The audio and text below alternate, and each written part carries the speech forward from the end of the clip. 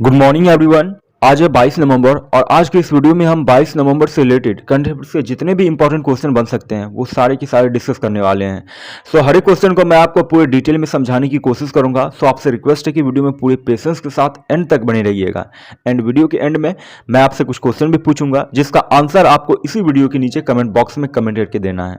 And हाँ, अगर ये वीडियो आपको थोड़ी सी भी हेल्पफुल लगे तो वीडियो को लाइक और चैनल को सब्सक्राइब करते भी जाना, ताकि आने वाले समय में आपको इसी तरह के और भी पावरफुल कंटेंट्स के नोटिफिकेशन मिलती रहे।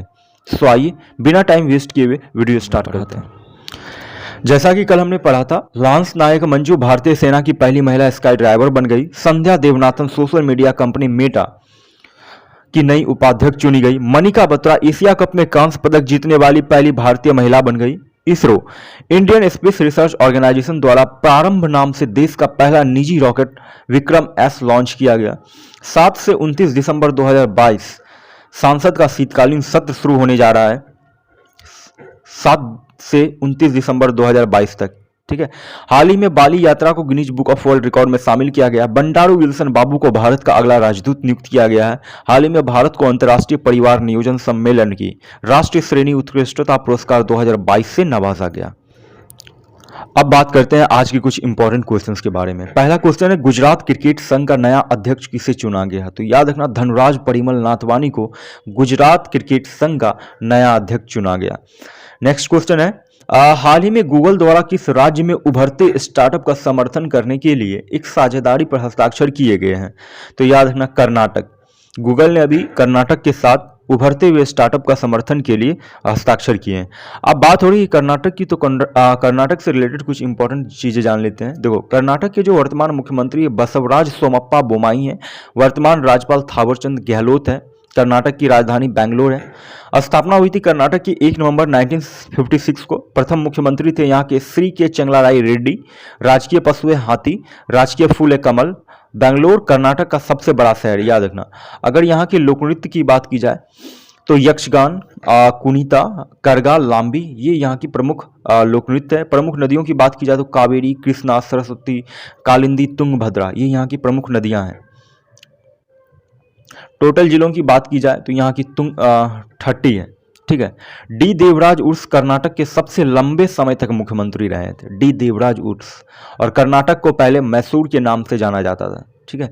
कर्नाटक राज्य सरकार द्वारा 2022 से 27 तक नवीकरणीय ऊर्जा नीति को मंजूरी दे दी गई है, जिसका लक्ष्य अगले 5 सालों तक राज्य में 10 गीगावाट नवीकरणीय ऊर्जा उत्पादन क्षमता हासिल करना है। ये सब हाल फिलहाल के कुछ करंट क्वेश्चन है जिसको मैंने इसमें शामिल कर लिया है। और अभी ध्यान रखना आप कि कर्नाटक राज्य सरकार ने बेंगलोर में एलएनजी टर्मिनल स्थापित करने के लिए Singapore based LNG Reliance company के साथ एक समझौते पर हस्ताक्षर किए हैं। राज्य सरकार ने इसके लिए 2250 करोड़ रुपए निवेश किया और इस परियोजना से 200 लोगों को प्रत्यक्ष रोजगार मिलेगा, ठीक है।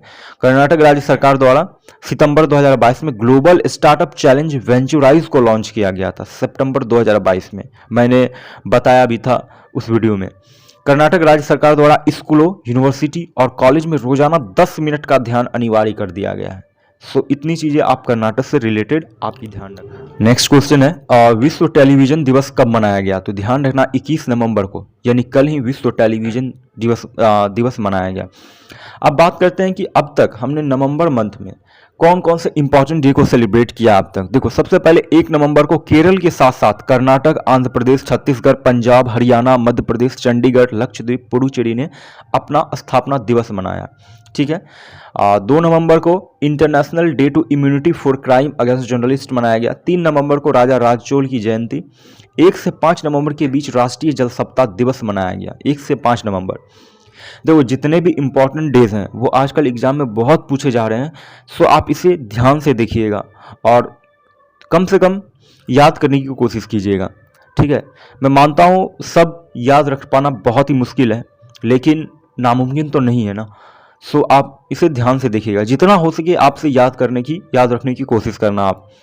31 अक्टूबर से 6 नवंबर के बीच फिर केंद्रीय सतर्कता जागरूकता सप्ताह मनाया गया, जिसकी थीम 2022 की है corruption free India for a developed nation, ठीक है। 5 नवंबर को विश्व सुनामी जागरूकता दिवस मनाया गया, जिसका उद्देश्य भविष्य में आने वाली सुनामी आपदाओं को लेकर पहले से ही लोगों को जागरूक करना है। 7 नवंबर को राष्ट्रीय कैंसर जागरूकता सप्ताह मनाया गया। क्यों मनाया जाता है? तो लोगों को कैंसर के गंभीर खतरे के बारे में जागरूक करने के लिए मनाया जाता है। डॉक्टर हर्षवर्धन ने पहली बार सितंबर 2014 में राष्ट्रीय कैंसर जागरूकता दिवस की घोषणा की थी। ठीक है। और 7 नवंबर को ही शिशु सुरक्षा दिवस, ये बाल संरक्षण, बच्चों की हिंसा और शोषण आदि को लेकर लोगों में जागरूकता फैलाने के लिए मनाया जाता है। 8 नवंबर को विश्व रेडियोग्राफी दिवस मनाया जाता है। क्यों मनाया जाता है? तो इसका उद्देश्य रेडियोग्राफी, इमेजिंग और थेरेपी के बारे में जागरूकता बढ़ाने के लिए मनाया जाता है। और 1895 में विलियम रॉन्टगन द्वारा एक्सरे की खोज की गई थी। 9 नवंबर को राष्ट्रीय कानूनी सेवा दिवस और उत्तराखंड स्थापना दिवस मनाया गया। उत्तराखंड की स्थापना 9 नवंबर 2000 में हुई थी। ठीक है। और 1 जनवरी 2007 को उत्तरांचल से नाम बदलकर उत्तराखंड किया गया था। ठीक है। 10 नवंबर को विश्व विज्ञान दिवस मनाया गया, वर्ल्ड साइंस डे। शांति और विकास के लिए मनाया जाता है, जिसकी थीम 2022 की सतत विकास के लिए बुनियादी विज्ञान। 11 नवंबर को राष्ट्रीय शिक्षा दिवस, भारत के प्रथम शिक्षा मंत्री थे डॉक्टर मौलाना अबुल कलाम आज़ाद। उन्हीं की जयंती के शुभ अवसर पर हम 11 नवंबर को हर साल राष्ट्रीय शिक्षा दिवस, नेशनल एजुकेशन डे मनाते हैं। उन्होंने एक बुक लिखी थी, इंडिया विंस फ्रीडम। 12 नवंबर को विश्व निमोनिया दिवस मनाते हैं। इसकी शुरुआत 12 नवंबर 2009 में हुई थी, जिसकी थीम 2022 की निमोनिया को रोकने के लिए चैंपियंस की लड़ाई। 13 नवंबर को वर्ल्ड काइंडनेस डे मनाया जाता है, विश्व दयालुता दिवस। थीम 2022 की है, जब भी संभव हो दयालु बने। इस दिन की शुरुआत, ध्यान रखना आप, 2009 में सिंगापुर में हुई थी। और 14 नवंबर को मनाया जाता है बाल दिवस। आप जैसा जानते हो, भारत के प्रथम प्रधानमंत्री थे पंडित जवाहरलाल नेहरू, और वो बच्चों से काफ़ी प्यार किया करते थे, इसलिए उनकी जयंती के रूप में हम बाल दिवस मनाते हैं। और 14 नवंबर को ही विश्व मधुमेह दिवस मनाया गया, जिसकी थीम 2022 की है, कल की रक्षा के लिए शिक्षा। 15 नवंबर को झारखंड स्थापना दिवस मनाया गया। और 15 नवंबर 2000 को याद रखना, बिहार से अलग होकर झारखंड एक नया राज्य बना था। और 16 नवंबर को जनजातीय गौरव दिवस, प्रधानमंत्री मोदी द्वारा आज़ादी के 75 वर्ष पूरे होने पर, यानी 10 नवंबर 2021 को इस दिवस को मनाने की घोषणा की गई थी। 16 नवंबर को विश्व प्रेस दिवस मनाया गया। भारतीय प्रेस परिषद की स्थापना जो है 16 नवंबर 1966 को हुई थी, ध्यान रखना। और 16 नवंबर को ही अंतर्राष्ट्रीय सहिष्णुता दिवस मनाया गया। 17 नवंबर को इंटरनेशनल स्टूडेंट्स डे मनाया गया, अंतर्राष्ट्रीय छात्र दिवस। ठीक है। 17 नवंबर को ही फिर विश्व दर्शन दिवस मनाया गया, और जिसकी थीम 2022 के भविष्य का मानव। 15 से 21 नवंबर को मनाया गया राष्ट्रीय नवजात सप्ताह, जिसकी थीम 2022 की safety, quality and nurturing care every newborns birth right. और भारत में नवजात कार्यक्रम यानी INAP, Indian newborn action plan, सितंबर 2014 में शुरू हुई थी। ठीक है, इसे ध्यान रखना आप। 17 नवंबर को ही फिर राष्ट्रीय मृगी दिवस मनाया गया, नेशनल एपिलेप्सी डे, जिसकी थीम 2022 की है, there is no name without me. ठीक है। देखो, अगर इस बीमारी के लक्षण और प्रभाव के बारे में बात की जाए तो ये मस्तिष्क की केंद्रीय तंत्रिका तंत्र को बुरी तरीके से प्रभावित करती है। और इसी के बारे में लोगों को शिक्षित और जागरूक करने के लिए नेशनल एपिलेप्सी डे मनाया जाता है। और अंतर्राष्ट्रीय मृगी दिवस की अगर मैं बात करूं तो फरवरी का ये दूसरा सोमवार है। 18 नवंबर को प्रकृति चिकित्सा दिवस मनाया गया। 18 नवंबर 2018 को प्रकृति चिकित्सा दिवस को घोषित किया गया था। ठीक है। 19 नवंबर को अंतर्राष्ट्रीय पुरुष दिवस मनाया गया। 19 नवंबर को अंतर्राष्ट्रीय पुरुष दिवस, जिसकी थीम 2022 की है, पुरुषों और लड़कों की मदद करना। 19 नवंबर को ही विश्व शौचालय दिवस मनाया गया और राष्ट्रीय एकीकरण दिवस मनाया गया। यह दिन एकता, भाईचारे और शांति बनाए रखने का प्रतीक है, राष्ट्रीय एकीकरण दिवस। 20 नवंबर को संविधान दिवस मनाया गया। इस दिन को मनाने की घोषणा भीमराव अंबेडकर की 125वीं जयंती पर PM मोदी द्वारा लिया गया था। और 20 नवंबर को ही विश्व बाल दिवस मनाया गया। ठीक है, विश्व बाल दिवस। 14 नवंबर को याद रखना हम बाल दिवस मनाते हैं, लेकिन 20 नवंबर को हम वर्ल्ड चिल्ड्रंस डे मनाते हैं, जिसकी थीम 2022 के इंक्लूजन फॉर एवरी चिल्ड्रन। 21 नवंबर को विश्व टेलीविजन दिवस मनाया गया। और 19 से 25 नवंबर के बीच विश्व विरासत सप्ताह मनाया जा रहा है। ठीक है। महाराष्ट्र के औरंगाबाद में कुछ प्रसिद्ध स्थलों पर यह मनाया जा रहा है। एलोरा की गुफा नंबर 13 में कुछ पुरानी तस्वीरें आदि की प्रदर्शनी लगाई जाएगी। और 18 अप्रैल को याद रखना विश्व विरासत दिवस मनाया जाता है। 19 से 25 नवंबर के बीच विश्व विरासत सप्ताह मनाया जा रहा है और 18 अप्रैल को विश्व विरासत दिवस मनाया जाता है। नेक्स्ट क्वेश्चन है, कौन सा राज्य पूर्वोत्तर ओलंपिक खेलों में शीर्ष स्थान पर रहा? तो याद रखना मणिपुर 237 पदक के साथ लगातार दूसरे साल मणिपुर जो है शीर्ष स्थान पर रहा।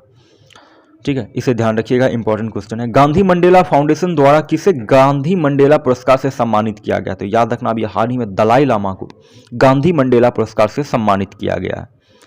नेक्स्ट है, यूनाइटेड नेशंस के अनुसार कौन सा देश 2023 में विश्व का सर्वाधिक आबादी वाला देश बन जाएगा? तो वो देश है अपना भारत। आई थिंक ये चीन को भी पीछे छोड़ते हुए सबसे अधिक आबादी वाला देश बन जाएगा। उम्मीद करेंगे ऐसा ना हो, क्योंकि ऐसा होने से बहुत सारी प्रॉब्लम्स क्रिएट हो सकती हैं। ठीक है, सो इस क्वेश्चन को आप ध्यान रखिएगा। बात करेंगे नेक्स्ट क्वेश्चन की। नेक्स्ट क्वेश्चन है, किस राज्य सरकार द्वारा स्वतंत्रता सेनानियों की पेंशन 10,000 रुपये से बढ़ाकर 20,000 रुपये करने का निर्णय लिया गया है? तो याद रखना, महाराष्ट्र सरकार द्वारा अभी ये निर्णय लिया गया है कि अब स्वतंत्रता सेनानियों की पेंशन 10,000 से बढ़कर 20,000 रुपये हो जाएगी। ठीक है, बात करेंगे नेक्स्ट क्वेश्चन की। नेक्स्ट क्वेश्चन है, किस राज्य के मुख्यमंत्री द्वारा मुख्यमंत्री देव दर्शन यात्रा योजना का अनावरण किया गया? तो याद रखना, गोवा के मुख्यमंत्री प्रमोद सावंत द्वारा ये मुख्यमंत्री देव दर्शन यात्रा योजना की शुरुआत की गई है। नेक्स्ट क्वेश्चन है, किस पूर्व IAS अधिकारी को इलेक्शन कमीशन ऑफ इंडिया का चुनाव आयुक्त बनाया गया? तो अरुण गोयल, हाल ही में ये फॉर्मर IAS ऑफिसर है, इनको इलेक्शन कमीशन ऑफ इंडिया का चुनाव आयुक्त नियुक्त किया गया है। नेक्स्ट क्वेश्चन है, वर्ष 2023 में कौन सा देश G20 शिखर सम्मेलन की अध्यक्षता करेगा? तो ध्यान रखना, भारत जो है 2023 यानी अगले साल G20 शिखर सम्मेलन की अध्यक्षता करने जा रहा है। तो अब बात करते हैं आज के क्वेश्चन ऑफ द डे के बारे में। पहला क्वेश्चन है आप लोगों के लिए, किस यात्रा को Guinness book of world record में शामिल किया गया? नेक्स्ट है, पश्चिम बंगाल के नए राज्यपाल कौन बने हैं? दोनों इंपॉर्टेंट क्वेश्चन है, ऑलरेडी मैंने अपने प्रीवियस वीडियो में दोनों क्वेश्चन को डिस्कस कर रखा है। सो अगर आपने उस वीडियो को नहीं देखा है तो जाकर देखिए। सो आज की ये वीडियो आपको कैसी लगी? वीडियो अगर थोड़ी सी भी आपको हेल्पफुल, थोड़ी सी भी आपको अच्छी लगी हो तो वीडियो को लाइक और चैनल को सब्सक्राइब करते हुए जाना, क्योंकि हर सुबह आपको इसी तरह सुबह 6 बजे वीडियो की नोटिफिकेशन आपको मिलती रहे। सो आज की इस वीडियो को बस यहीं तक रखते हैं, मिलते हैं कल फिर से एक नए वीडियो में। तब तक के लिए जय हिंद, जय भारत।